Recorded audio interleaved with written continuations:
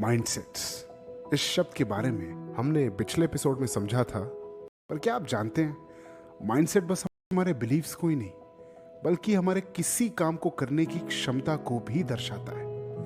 अब एबिलिटीज की बात ले लेते हैं। हम सभी में कोई ना कोई एबिलिटी होती है, पर हमारा माइंडसेट ही हमारी उस एबिलिटी को फिक्स्ड एबिलिटी या चेंजेबल एबिलिटी बनाता है।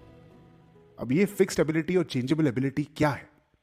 तो ये दोनों टर्म्स बस हमारे दिमाग का फितूर है। फिक्स्ड एबिलिटी उसे कहा जाता है जब हम ये मान लेते हैं कि किसी काम में हम एक पॉइंट से ज्यादा एक्सेल ही कर सकते हैं। वहीं चेंजेबल एबिलिटी हमें उस मुश्किल फेज को एक चैलेंज की तरह देखने के लिए एंकरेज करता है, जो हमें यह बिलीव दिलाता है कि हम अगर थोड़ा और एफर्ट लगाएंगे तो हम अपनी लिमिट्स को सरपास कर जाएंगे। यहीं से लर्नर्स और नॉन लर्नर्स का कॉन्सेप्ट आता है। अब वो क्या है, आइए जानते हैं। लर्नर्स और नॉन लर्नर्स माइंडसेट्स के बेसिस पे डिसाइड किए जाते हैं। लर्नर्स वो होते हैं जो अपने प्रोसेस के आउटकम को एक बाई प्रोडक्ट की तरह देखते हैं। वहीं नॉन लर्नर्स उन्हीं आउटकम्स को एंड गोल समझते हैं। आसान शब्द कहें तो लर्नर्स को माइंड में रख किसी प्रोसेस को कि अपने ओवरऑल ग्रोथ को प्रायोरिटाइज करते हैं।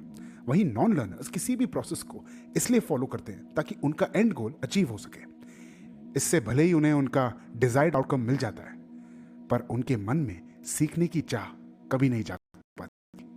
हम सभी के अंदर बचपन से ही सीखने की चाह रहती है, और शायद इसलिए हम घुटनों पर चलने के बाद अपने इन पैरों पर चलना सीख लेते हैं और फिर दौड़ना भी।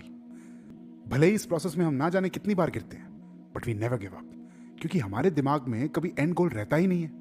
हम बस सीखते चले जाना चाहते हैं।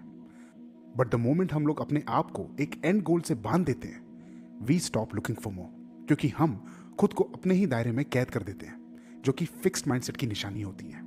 वहीं ग्रोथ माइंडसेट हमें कंटिन्यूअसली सीखने के लिए मोटिवेट करता रहता है। ग्रोथ माइंडसेट और फिक्स्ड माइंडसेट की जद्दोजहद रिलेशनशिप्स में भी चलती है। फिक्स्ड माइंडसेट वाला इंसान आपके क्रिटिसिज्म से ऑफेंड होकर एक्सक्यूजेस ढूंढता है।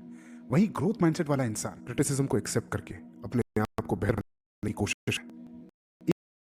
इवन इन द हमें प्रेज किया जाता है या हमारी खामियों को बताया जाता है, तो हमारा माइंडसेट ही तय करता है कि हम इन दोनों फीडबैक को कैसे रिसीव करते हैं। अगर हम अपने सीनियर्स से मिले प्रेजेस से सेटिस्फाइड हो जाते हैं और क्रिटिसिज्म से भागते हैं, तो वो फिक्स्ड माइंडसेट है।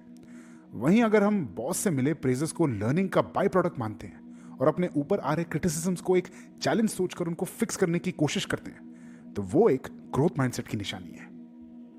अक्सर ये देखा गया है कि फिक्स्ड माइंडसेट वाले लोग अपने क्रिटिसिज्म को एक्सेप्ट नहीं कर पाते, क्योंकि उनके दिमाग में उनका खुद का एक मॉडल बना हुआ होता है जो उनके हिसाब से परफेक्ट होता है। और जब उस परफेक्शन पर सवाल उठाया जाता है तो वो अपने आप को डिफेंड करने लगते हैं, और कई बार इसी वजह से वो दूसरों पर ही ब्लेम डाल दिया करते हैं। फिक्स्ड माइंडसेट वाले लोग अक्सर अपने सेल्फ एस्टीम को रिपेयर करके ऐसे लोगों की कंपनी एंजॉय करने लगते हैं जो उनसे भी बुरी कंडीशन में हो, ताकि उन्हें ये कॉन्स्टेंटली अच्छा लगता है कि वो एटलीस्ट उनसे तो बेहतर ही है, जो कि गलत है, क्योंकि सेल्फ एस्टीम आपको खुशी जरूर देगा पर आपको बदल नहीं सकता। इसलिए it's always better that we focus on self repair. ऐसे ही कुछ एग्जांपल्स ऐसे लोगों के भी हैं जिन्होंने अपने आप को बेहतर बनाने के लिए ग्रोथ माइंडसेट को चुना और आज उन्हें दुनिया जानती है। पहला एग्जांपल पेटीएम के सीईओ विजय शेखर शर्मा का है। आइए उनके बारे में सुनते हैं। यूपी बोर्ड से पढ़कर जब विजय शेखर शर्मा इंजीनियरिंग कॉलेज में आए थे तो इन्हें इंग्लिश लैंग्वेज को समझने में काफी परेशानी हुई। वो जब नए नए कॉलेज में गए थे, टीचर उनसे इंग्लिश में बात करते थे तो उन्हें समझ नहीं आता था कि वो आखिर बोल क्या रहे हैं, और इस वजह से वो डिप्रेशन में जाने लगे। और तो और एक वक्त ऐसा भी आया था जब उन्होंने क्लास जाना ही बंद कर दिया था। पर विजय शेखर जी ने हार नहीं मानी। उन्होंने अपने बुरे वक्त का डटकर सामना किया और कंटिन्यूअसली ग्रो करते रहे। यही कारण है कि वो पेटीएम जैसा एक इतना इंपैक्टफुल प्रोडक्ट बना पाए। ऐसे और भी फेमस लोगों के एग्जाम्पल्स हैं जिसने अपने ग्रोथ माइंडसेट के बेसिस पे पूरी दुनिया को अपने सामने नतमस्तक कर दिया। माउंटेनियर अरुणिमा सिन्हा की कहानी भी कुछ ऐसी ही है। आइए उनके बारे में सुनते हैं। जब अरुणिमा सिन्हा 24 साल की थी तो उसके सामने एक वॉलीबॉल का अच्छा करियर था। वो नेशनल लेवल प्लेयर थी, पर एक रात ट्रेन की जर्नी करते हुए उसके साथ कुछ ऐसा हुआ जिसकी वजह से उसकी पूरी जिंदगी पलट गई। ट्रेन में जा रही अरुणिमा को कुछ बदमाशों ने घेर लिया और उनसे छीना झपटी करने लगे। वो उनके गले में पहनी हुई सोने की चेन के पीछे पड़े हुए थे, पर जब अरुणिमा ने उनका विरोध किया तो उन बदमाशों उन्हें चक्रे से बाहर फेंक दिया।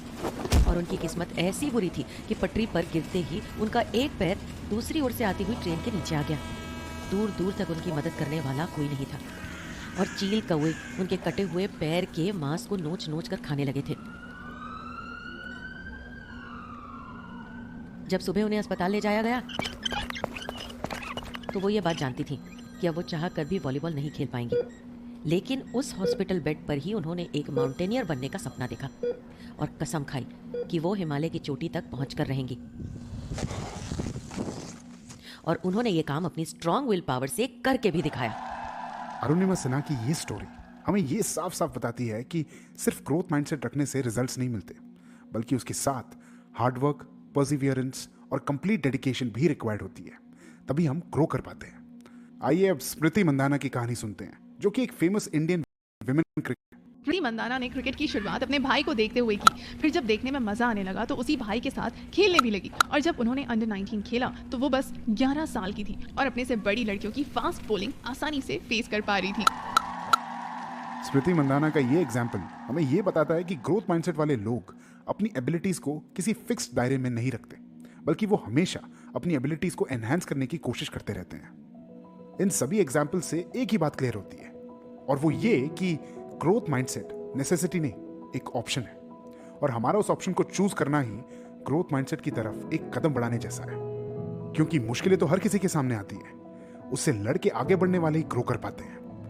माइंडसेट से जुड़ी और भी बातें जानने के लिए सुनते रहिए माइंडसेट शो।